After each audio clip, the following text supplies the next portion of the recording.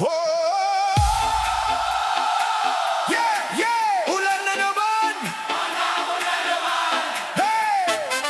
May bagong plano, may bagong proyekto, pero kapag bumuhos ang ulan, baha na naman! Oh!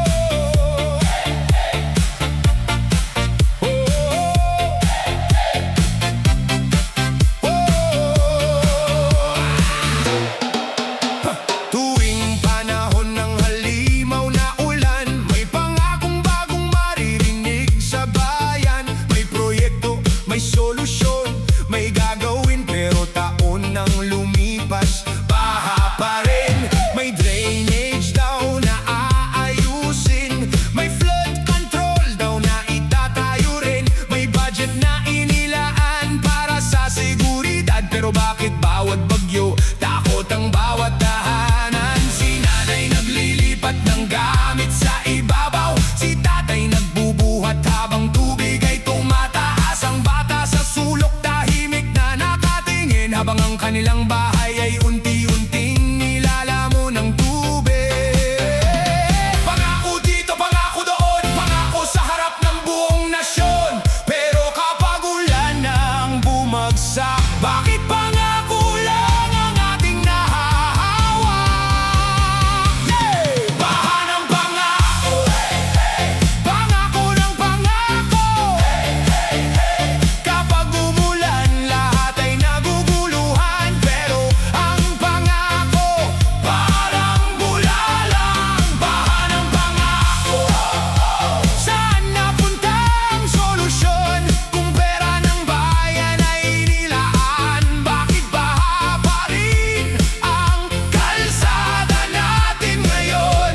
Pangako, proyekto, pondo, solusyon, lay, la la la la la. Sayaw sa baha, pero wag masanay. Shake it left, shake it right, pero gamitin din ang ating sight. Kung may pangako, dapat may gawa. Kung may pondo, dapat may resulta. Sa barangay may tarpauli na bago, may mukha, may pangalan, may malaking pangako. Babangon ang bayan, uunlad ang buhay, pero pagdating ng bagyo, saan napunta ang tibay? May kalsadang kakagawa lang kahapon, pagdating ng ulan, butas na naman ngayon.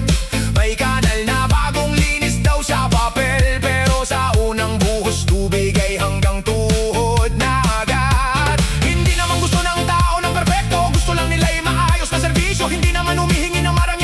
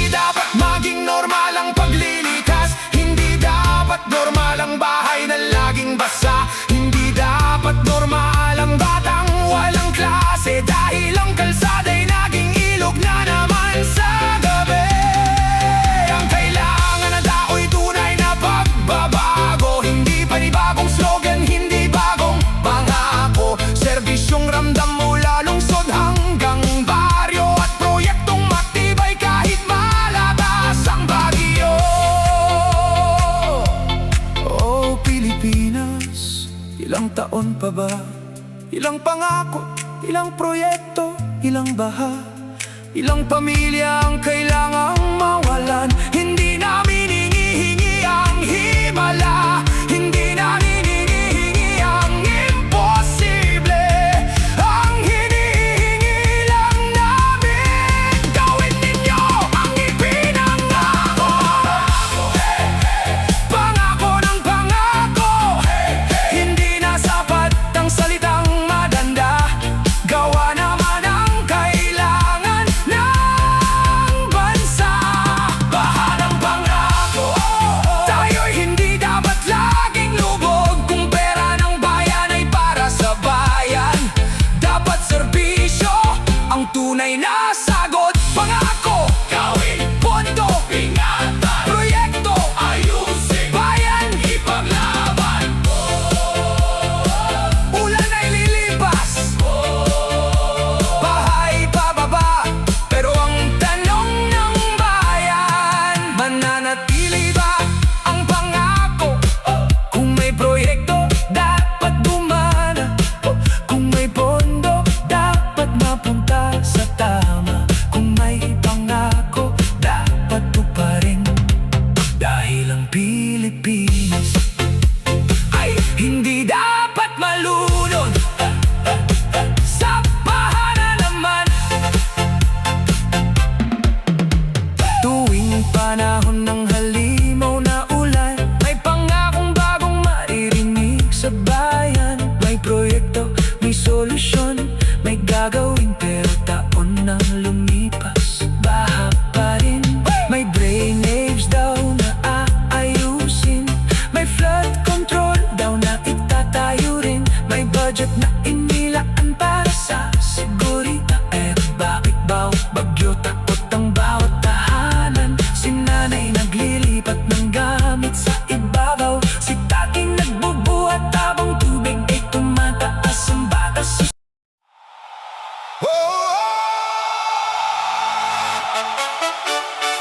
Yeah, yeah! Ulan na naman!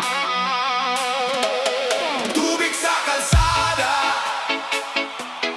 tubig sa bahay, tubig sa paninda, tubig sa buhay. Hey! Hey! Pero may isang tanong na matagal nang sinasabi: kailan matutuyo?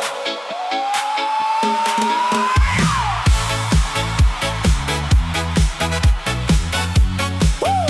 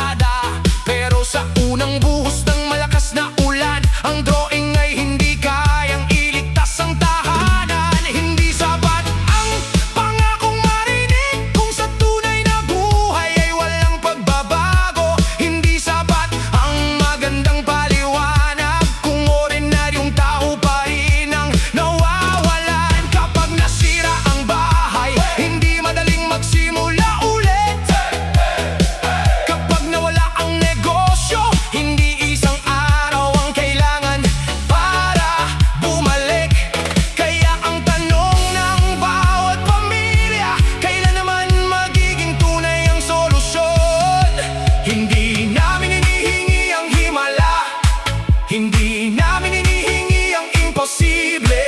Gusto lang namin ng sistemang handa kapag dumating ang ulan at bagyo sa bansa.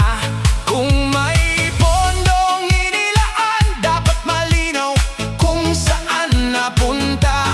Kung may proyektong itinayo, dapat matibay at gumagana. Kailan matutuyo? Hey, hey, hey! Kailan matutuyo? Bawat ulan, parehong problema. Bawat bagyo, parehong eksena. Kailan matutuyo? Hey, hey! Kailan gagaan ang buhay? Hindi dapat ang mahirap ang laging kawawa kapag bumuhos ang ulan sa ating bansa. Everybody move! Tubig sa kaliwa, tubig sa kanan, baha sa harapan, pero tayo'y lalaban. Pondo para sa bayan, serbisyo para sa bayan, proyekto para sa bayan, pananagutan para sa bayan. One more time! Kailan? Kailan matutuyo? Matutuyo? Kailan? Kailan babangon ang Pilipinas? Ngayon! Hindi natin kayang pigilan ng panahon, pero kaya nating bawasan ang pinsala nito. Kaya nating maghanda bago dumating. Kaya nating ayusin ang dapat ayusin. Kaya nating bantayan ang bawat proyekto. Kaya nating itanong ang dapat malaman ng tao. Dahil ang pera'y galing sa mamamayan, kaya dapat bumalik sa anyong serbisyo sa bayan. Hindi normal ang bahay na laging binabaha. Hindi normal ang batang laging walang klase. Hindi normal ang negosyo na paulit-ulit nagsasara. At hindi normal ang pamilyang taon-taon nawawalan. Kung may paraan para maiwasan, bakit hindi natin simulan? O Pilipinas, kailan matutuyo ang sahig ng tahanan? Kailan matutuyo ang luha ng pamilya? Hey, hey! Kailan matutuyo ang mga pangakong paulit-ulit? At kailan magiging malinaw ang perang para sa bayan ay dapat bumalik sa bayan? Kailan matutuyo? Hey, hey, hey! Kailan matutuyo? Tubig sa kalsada, tubig sa bahay, tubig sa paninda, tubig sa buhay. Hey, hey! Pero may isang tanong na matagal nang sinasabi: kailan matutuyo? Pagdating ng ulan, alarma na ang tunog. Kahit walang sirena, alam mong may susunod. Si nanay nagbubuhat ng gamit sa mataas. Si tatay sa labas tinitingnan kung tataas. Ang bata nakasilip sa bintana, umaasang bukas balik na ang klase. Oh, yeah, yeah, yeah! Taas ang kamay, Pilipinas! Kung umulan, sumayaw muna, pero huwag kalimutan ang problema. Hey! Tubig sa kaliwa, tubig sa kanan, tubig sa kalsada, tubig sa tahanan. Pilipinas sa tubig, hey! Pilipinas sa tubig. Pero bakit ganito? Taon-taon parehong eksena.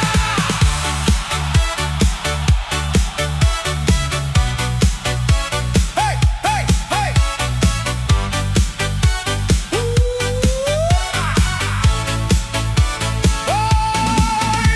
Umaga pa lang, makulimlim na, may forecast na naman. Malakas ang ulan, maghanda. Pero sa barangay, kabado ang lahat dahil konting patak lang.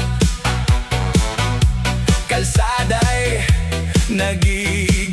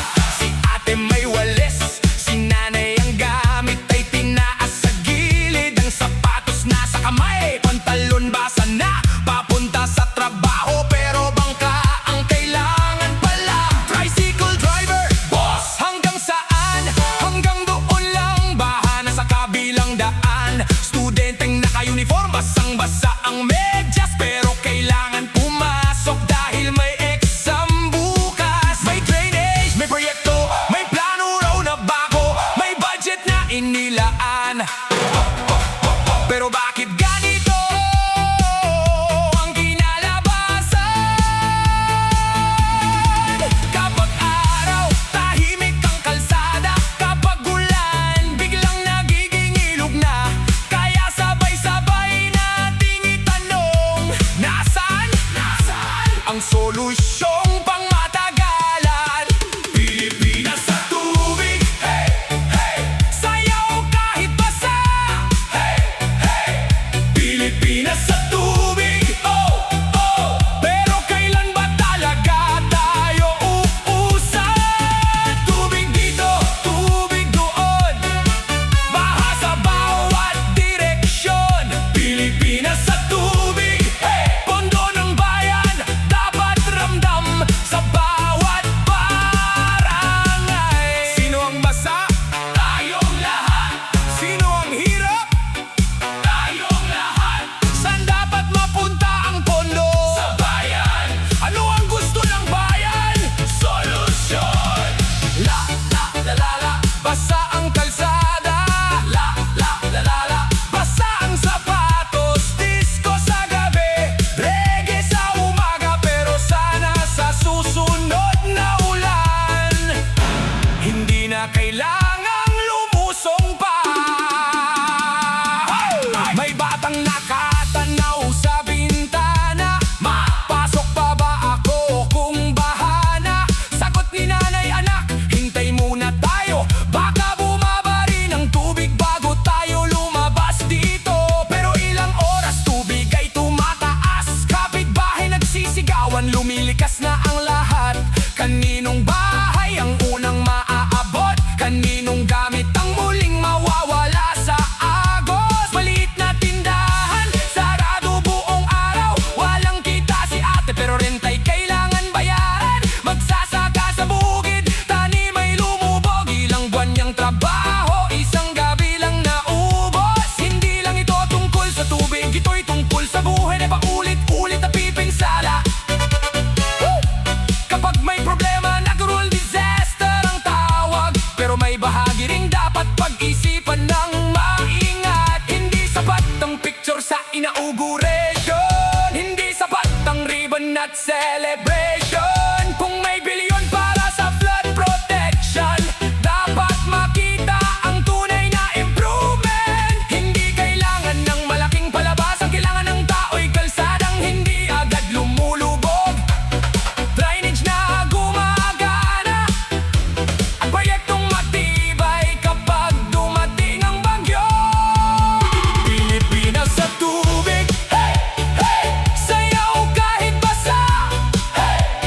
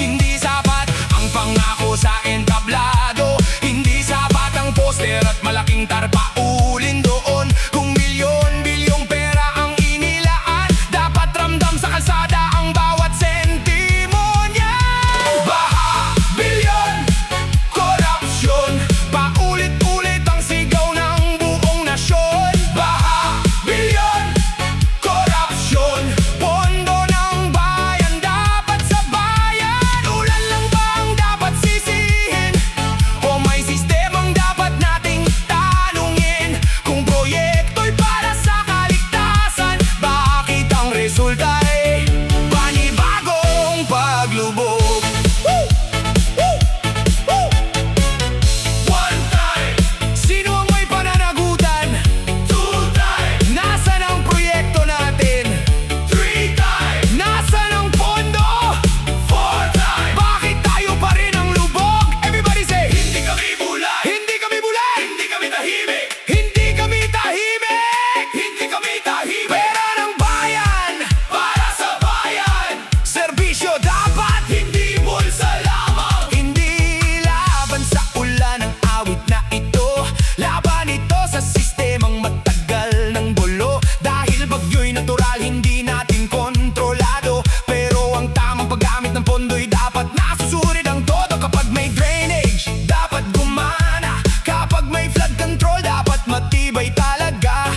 Kapag may pondong inilaan para sa tao, dapat makita kung saan napunta ang bawat piso.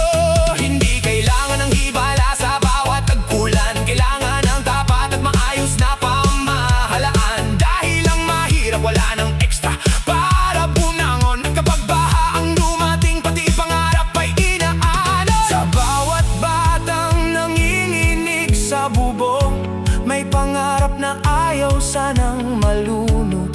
Sa bawat pamilyang lumikas sa gabi, may tanong na paulit-ulit bumabalik. Hanggang kailan? Hanggang saan? Hanggang kailan kami magtitiis? Kung ang pera'y tama ang pinuntahan, baka bukas mas ligtas ang tahanan. Kung ang serbisyo'y tunay na maaasahan, hindi bawat ulan ay magiging kalamidad sa bayan. Bilyon, korupsyon, itaas ang boses ng buong nasyon. Bilyon, korupsyon, panagutan ng pera.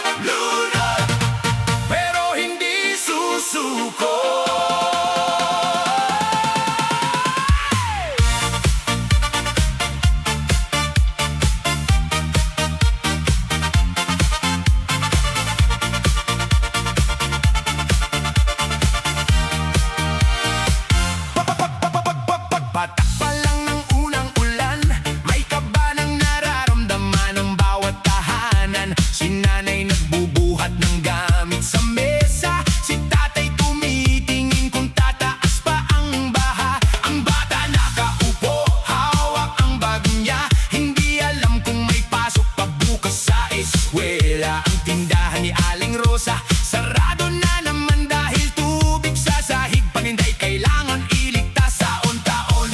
Pareho ang eksena kapag tagulan. Kaba ang kasama, may plano raw para sa baha. May proyekto raw para sa problema. Pero bakit kapag bumuhos ang ulan, tayo pa rin ang unang nalulubog sa daan? May pangako sa entablado, may salita sa telebisyon. Gagawin namin, lulutasin namin. Pero pagdating ng bagyo, nasaan ang solusyon? Lunod sa pangako, lunod sa pangako. Pangako sa umaga, baha pagsapit ng gabi. Hanggang kailan ba ganito ang buhay natin? Lunod sa pangako, hindi na kami maloloko. Kung pera ng bayan ay para sa bayan, dapat ang serbisyo'y tunay na ramdam. Lunod, lunod, pero hindi susuko. Lunod, lunod, babangon ang tao. Shake it, left, right, left. Tubig sa paa, tubig sa bahay. Pero ang boses, hindi mawawala kailanman.